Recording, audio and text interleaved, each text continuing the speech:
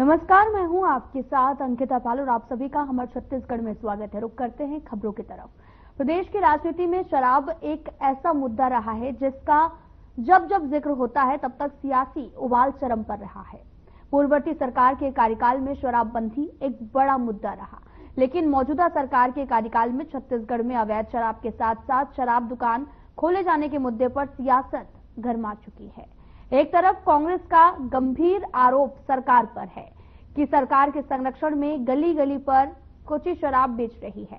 साथ ही शराब बंदी करने के वादे सिर्फ चुनावी थे, तो वहीं बीजेपी ने भी इस पर पलटवार करते हुए कहा कि आम जनता की मांगों के अनुरूप शराब दुकान खोली जा रही है। देखिए इस रिपोर्ट में।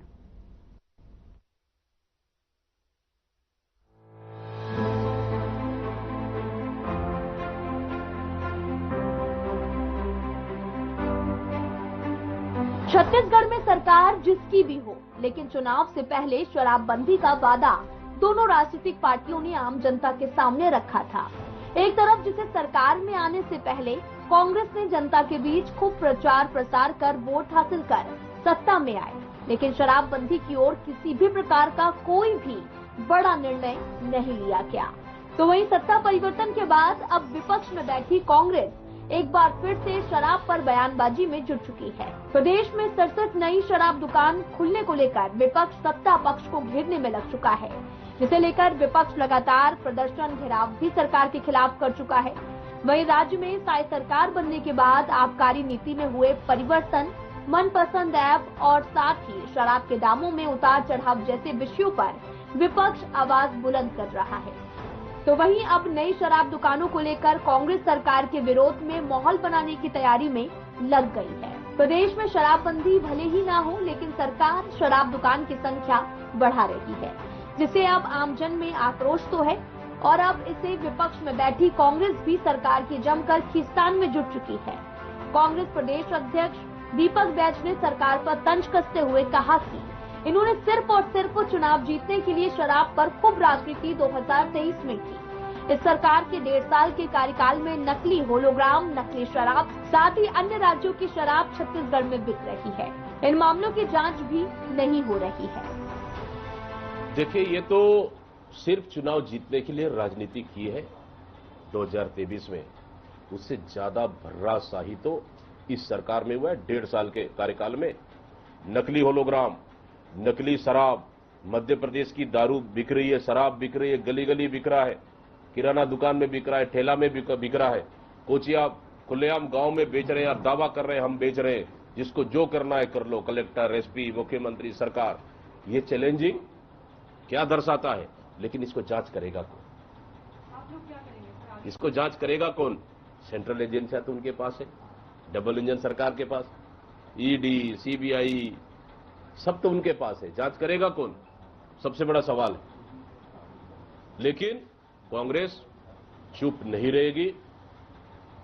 इस तरह की घटनाओं को लेकर हम जनता के बीच में जाएंगे और सरकार को बेनकाब करेंगे।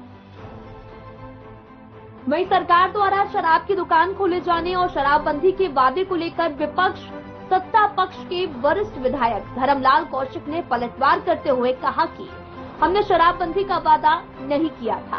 आम जनता के मांग के अनुरूप शराब दुकानों की संख्या बढ़ाई जा रही है। उनके मांगों के अनुरूप दुकान को भी खोला जा रहा। कांग्रेस के पास कोई मुद्दा नहीं है।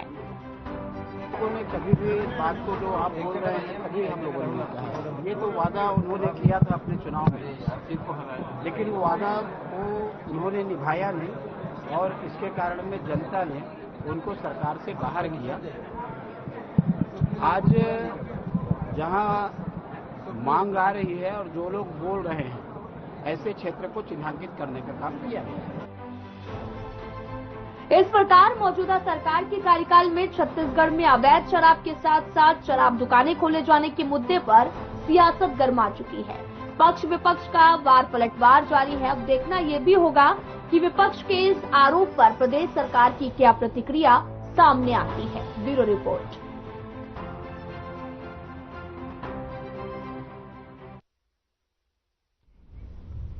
छत्तीसगढ़ विधानसभा के नेता प्रतिपक्ष और कांग्रेस के वरिष्ठ नेता चरणदास महंत ने समाज सुधारक महात्मा ज्योतिबा फूले और सावित्रीबाई फूले के जीवन और विचारों पर बनी फिल्म फूले की स्पेशल स्क्रीनिंग अपने कार्यकर्ताओं के साथ बिलासपुर के एक होटल स्थित सिनेप्लेक्स में की गई है। नेता प्रतिपक्ष महंत के अलावा भिलाई नगर विधायक देवेंद्र यादव और विधायक अटल श्रीवास्तव, जिला अध्यक्ष विजय केसरवानी सहित अन्य कांग्रेस नेता और पार्टी कार्यकर्ताओं ने ये फिल्म देखी। इस आयोजन का उद्देश्य पार्टी नेताओं और कार्यकर्ताओं को फूले के समतावादी विचारों और सामाजिक न्याय के संघर्ष से रूबरू कराना है। चरणदास महंत की इस पहल को सामाजिक परिवर्तन के पुरोधा फूले को वर्तमान राजनीतिक संदर्भ में पुनः स्थापित करने की कोशिश के तौर पर देखा जा रहा है। इस आयोजन को लेकर कांग्रेस नेताओं और कार्यकर्ताओं में खासा उत्साह देखने को मिला।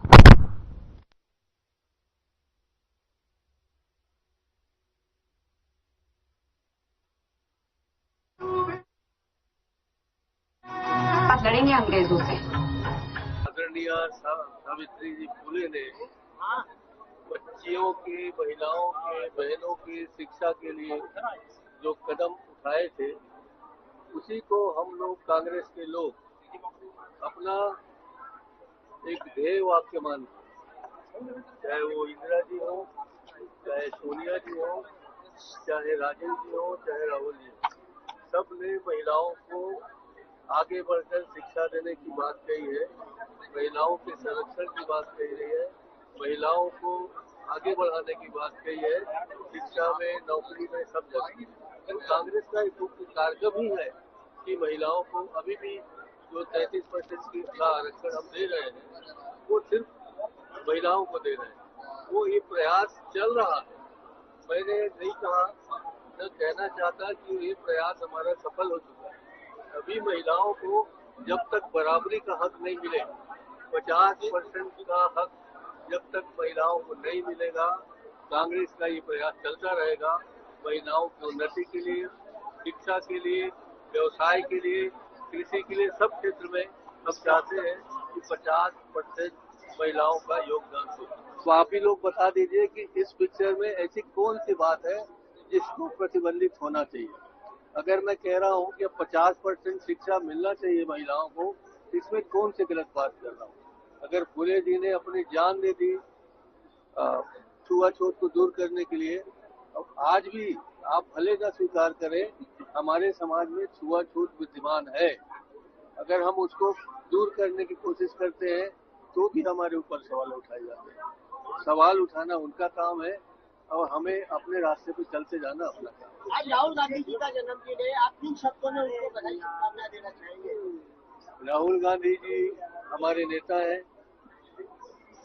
लोकसभा के एलओपी हैं। हम सब लोग जो कांग्रेस के साथी हैं, एनएसआई ने जिसका आयोजन किया है, युवक कांग्रेस है, हम कांग्रेस के वरिष्ठ कांग्रेस, महिला कांग्रेस, सब लोग मिलकर के उनके दीर्घायु होने की कामना करते हैं, 100 साल से ज्यादा जिए और इसी तरह अंधकार मिटाने का कार्य जो हाथ में लिया है उन्होंने, उसमें वो सफल हो, ये हम सबकी शुभकामना है। मुझे इस बात की खुशी है, मैं ऐसा समझता हूँ कि आप सबने मूवी देखी है। अब मैं आपसे प्रश्न पूछ रहा हूँ कि इस मूवी में क्या है जो इसको भारतवासी नहीं देख सकते, ऐसा कुछ दिखा आपको? ऐसा तो कुछ दिखा नहीं है, पर महिलाओं को लेकर, जैसे कि शिक्षा को लेकर, जिस तरीके से समाज की बढ़ती हुई प्रवृत्ति को लेकर पिक्चर में दिखाया है, क्या लगता है आगे इस तरीके से क्या कुछ होगा और इस तरीके से कांग्रेस पार्टी समाज के बीच में इस चीज को लेके जाएगी? शुरू से देखिए, जहाँ जहाँ भी कांग्रेस पार्टी को लगेगा कि इसमें समाज के लिए एक मैसेज है, एक उठ कर सीखने और जानने की व्यवस्था है, तो हम लोग हमेशा इस तरह से प्रयास करेंगे फिल्म दिखाने का। हमने कश्मीर वाला पिक्चर भी आया था, वो भी देखा, लोगों को बताया। ऐसा नहीं कि हम लोग पिक्चर हाल खोल कर दिखा रहे हैं। किसी व्यक्ति ने अगर सामाजिक मुद्दे को उठाया है जो आज के समाज को उद्वेलित करता है, जो आज के समाज को शिक्षा देने की कोशिश करता है, ऐसे कोई भी पिक्चर आएंगे हम उनका समर्थन करेंगे, सहयोग करेंगे और लोगों को कहेंगे कि आकर देखें, ये देश के लिए, समाज के लिए, हम सब के लिए जरूरी है। इस पिक्चर में एक टेक अवे क्या है, एक लाइन में क्या चीज लेके जाना चाहिए दर्शक को फिल्म देखने के बाद, तो आप लेके जा रहे हैं? हम लोग यही लेके जा रहे हैं कि चाहे महिला गरीब हो, चाहे महिला के परिवार के पालने पोसने वाले नहीं हो, उसकी रक्षा, उसकी सुरक्षा का भार हमें उठाना चाहिए, हमारे साथियों को। मुझे खुशी है कि मेरे उठाए हुए प्रश्न भारतमाला को लेके जो एसीबी की जांच चल रही है, ईओडब्ल्यू की जांच चल रही है, अब उसी दिशा में पूरे प्रदेश में जांच शुरू हुआ है और ऐसे जांचकर्ताओं को मैं बधाई देना चाहता हूँ। भैया मैं ये कहूँगा कि भारतीय जनता पार्टी के लोग ही, उनके वरिष्ठ लोग ही भारतीय जनता पार्टी के कार्यों से खुश नहीं है, उनके मंत्रिमंडल के किए गए कार्यों से खुश नहीं है और जगह जगह इस तरह से विरोध हो रहा है। और जो कुछ कमजोर लोग हैं वो बैठे बैठे विरोध कर रहे हैं कि शराबबंदी जिस ढंग से हमारे लिए चिल्लाते थे, आज गली गली शराबबंदी हो रही है। हर 3 दिन में एक महिला अपने पति के द्वारा या ससुर के द्वारा मारी जा रही है, हर जगह चाकू चल रहा है, इसमें माता पिता बहन भाई किसी को नहीं देखा जा रहा है। ये हत्याएं, ये चाकूबाजी, ये घुसखोरी जो बढ़ी है, ये भारतीय जनता पार्टी की देन है। गोली कोई प्रदेश के लोग चलाएं तो समझ में आता है, बाहर के प्रदेश के लोग आकर के छत्तीसगढ़ में रेत के लिए गोली चला रहे हैं। हमारे तरफ उत्तर प्रदेश के लोग आ रहे हैं, कोरिया जिले में कई झारखंड के लोग आके गोली चला रहे हैं, कई मध्य प्रदेश के लोग आके गोली चला रहे हैं। ये बाहर के लोग जो हमारे रेत के लिए, उनको बेचने के लिए जो आ रहे हैं, किसकी हिम्मत पे आ रहे हैं? भारतीय जनता पार्टी की सरकार के, विष्णुदेव जी के सरकार के, जो सुशासन का सपना हमको दिखा रही है और बाहर रेत बेच रही है, ये निंदनीय है।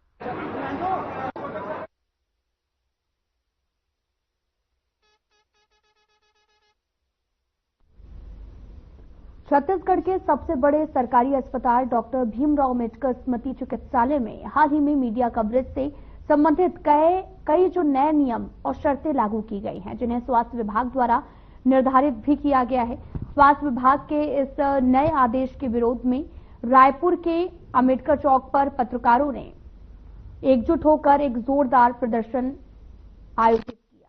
इस दौरान बड़ी संख्या में पत्रकार साथी अपने अपने साथियों के समर्थन में सड़कों पर और साथ ही विभाग के आदेश की एक प्रति को जलाकर अपनी असहमति और विरोध का प्रदर्शन किया। प्रदर्शन कर रहे पत्रकारों ने यह स्पष्ट कहा कि सरकारी अस्पताल में व्याप्त अव्यवस्थाओं और जनहित से संबंधित महत्वपूर्ण समाचारों को उजागर करना मीडिया का एक मौलिक अधिकार है। पत्रकारों ने इस बात की भी मांग की कि इस आदेश को अविलंब वापस लिया जाए, अन्यथा आंदोलन और भी अधिक उग्र रूप धारण कर सकता है।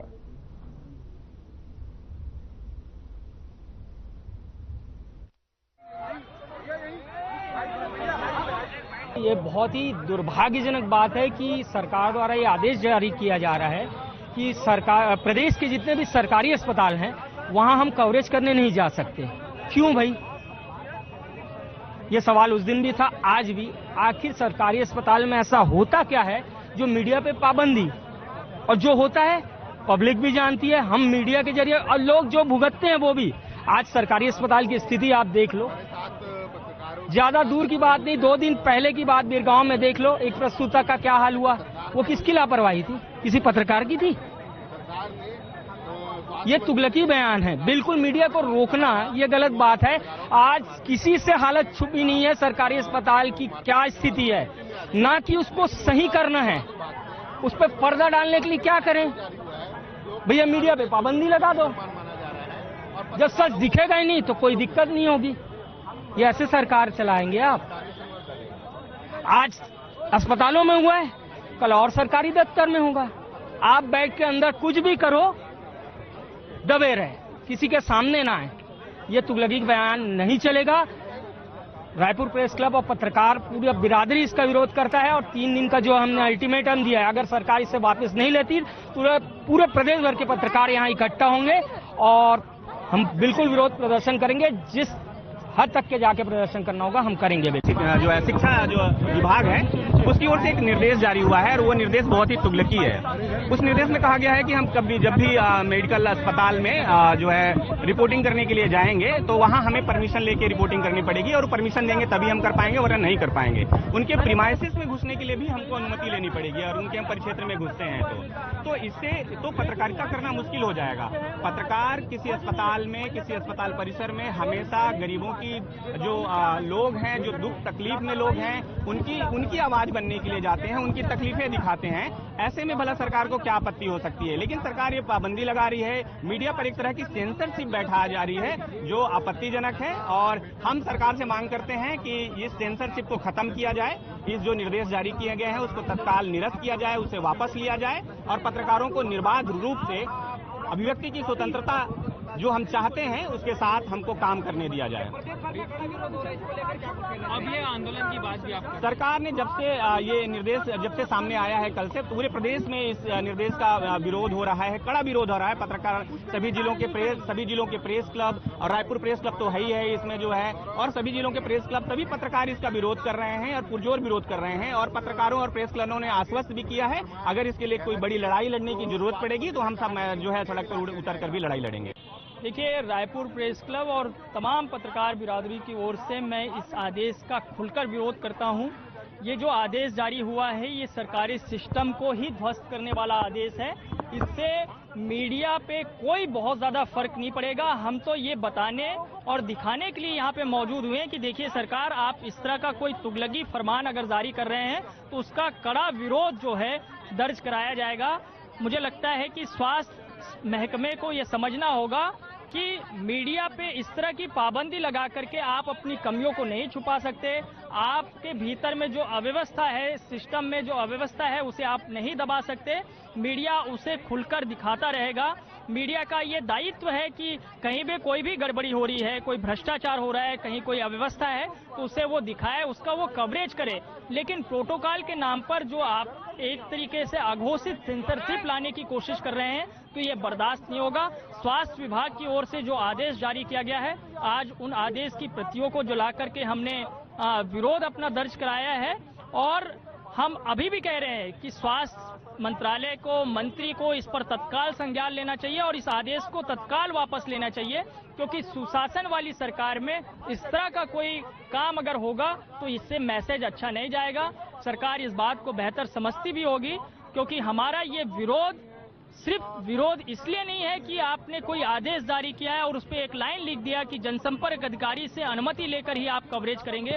हमारा ये विरोध उस लिए भी है कि हम समाज में एक बेहतर जो है सिस्टम को जो है देखना चाहते हैं। अगर आप उस सिस्टम के खिलाफ ही जाकर काम करेंगे तो इसे बर्दाश्त नहीं किया जाएगा। स्वास्थ्य सेवाओं को जो है सुधारने का काम होना चाहिए, भ्रष्टाचार पे पाबंदी होनी चाहिए, अव्यवस्था पे पाबंदी होनी चाहिए, कमियों पे पाबंदी होनी चाहिए, न कि जो है मीडिया पे पाबंदी होनी चाहिए। मैं ये तो नहीं कहूंगा कि श्याम बिहारी जायसवाल की ओर से या उनके विभाग की ओर से ये आदेश किन कारणों से जारी हुआ है, लेकिन कारण जो भी रहे हो, प्रोटोकॉल के नाम पर ये जो पाबंदी लगाने की कोशिश हुई है वो बर्दाश्त नहीं किया जा सकता।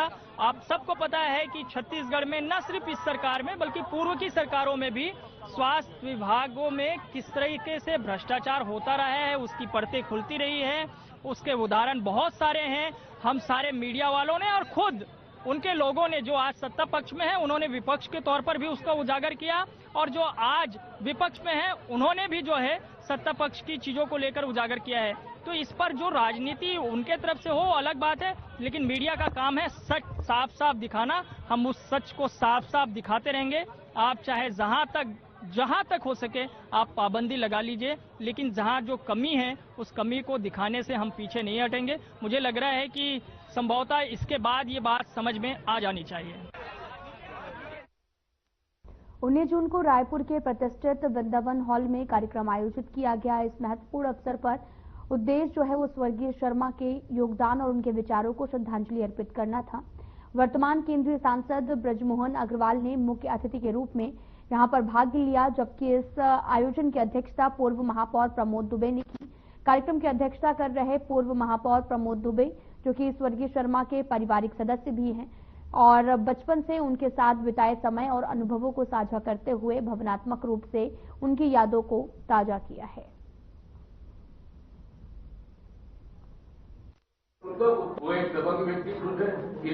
सुरता कमल नारायण जी शर्मा की पुण्यतिथि के ऊपर में जिंदगी ना मिलेगी दोबारा संस्था के द्वारा जो कार्यक्रम आयोजित किया गया, निश्चित रूप से कमल नारायण शर्मा जी का व्यक्तित्व, कृतित्व और उनका पूरा जीवन जो है वो सबके लिए प्रेरणादायक रहा है।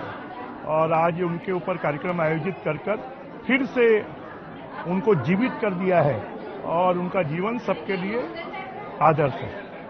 मैं इस कार्यक्रम के आयोजन के लिए और इस कार्यक्रम में विशेष रूप से रघु ठाकुर जी को बुलाने के लिए कि उन्होंने कमल नारायण शर्मा जी के साथ में काम किया है, इसलिए उनके जीवन का वास्तविकता जो है वो उन्होंने बताई और मुझे भी कमल नारायण शर्मा जी के साथ में काम करने का सौभाग्य मिला है। मैं उनको नमन करता हूं, संस्था को शुभकामनाएं देता हूं।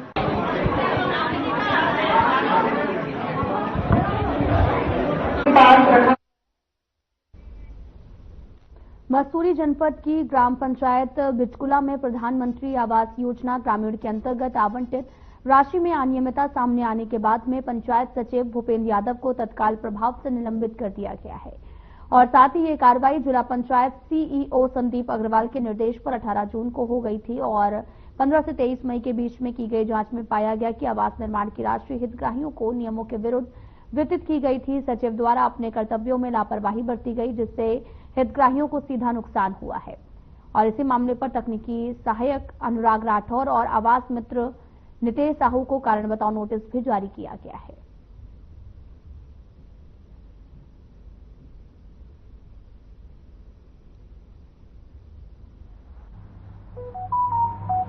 ग्राम पंचायत बिचकुला ब्लॉक मसूरी में शिकायतें प्राप्त हुई थी कि बिचकुला में कुछ हितग्राहियों के आवास का पैसा कहीं और चला गया है और जिनको पात्रता है उनको लिंक को मिल गया है। तो जांच करवाया गया था। जांच में कुछ कमियां पाई गई इसमें जो पूर्व रोजगार सहायक थे उसमें तत्कालीन उनके द्वारा जो पंजीयन में गड़बड़ी की गई थी और साथ ही सचिव थे उस समय उनके द्वारा वेरिफिकेशन में सही ढंग से नहीं किया गया, जिससे ये गड़बड़ियां हो पाया था। अतः पंचायत सचिव जो उसमें थे निलंबित किया गया है और जो वर्तमान में है उनका इंक्रीमेंट रोका गया है और जो लोग पूर्व में कार्य करते थे क्योंकि नौकरी छोड़ चुके हैं तो उन पर कार्रवाई करना भी संभव नहीं हो पा रहा है।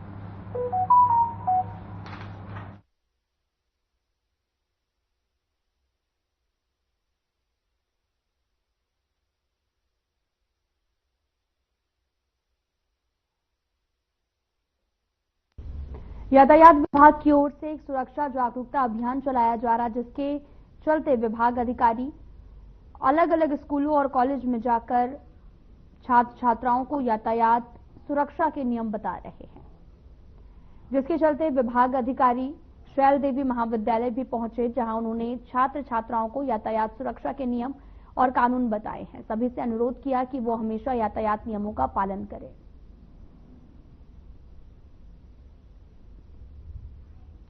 यहाँ के कॉलेज से, अंडा कॉलेज से हम लोगों को एक निमंत्रण मिला था कि यहाँ एनएसएस के बच्चों को ब्रीफ करना है और इनके भविष्य के लिए कार्य योजना तैयार किया जाना है ताकि इनको यातायात का और यातायात से संबंधित बाकी चीज़ों का उचित प्रशिक्षण दिया जा सके।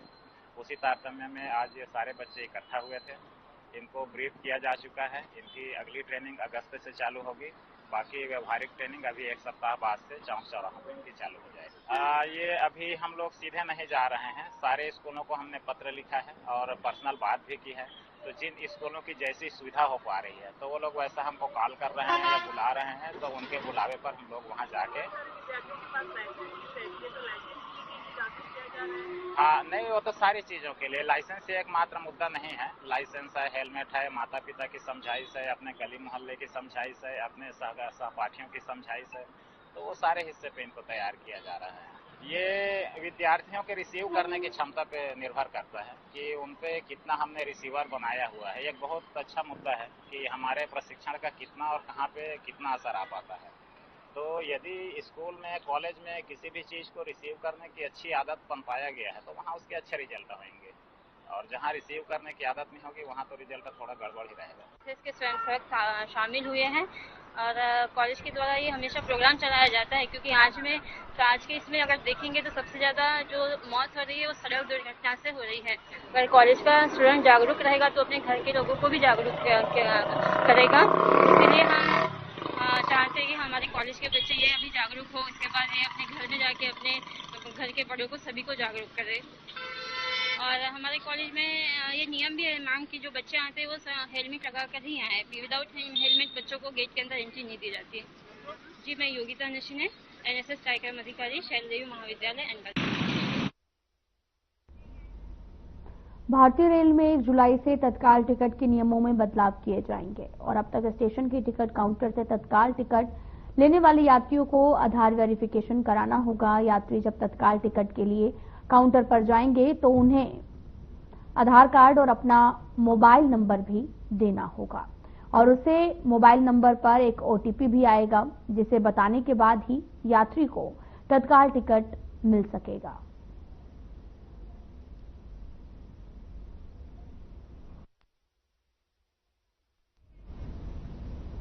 फिलहाल वीडियो में इतना ही। नमस्कार।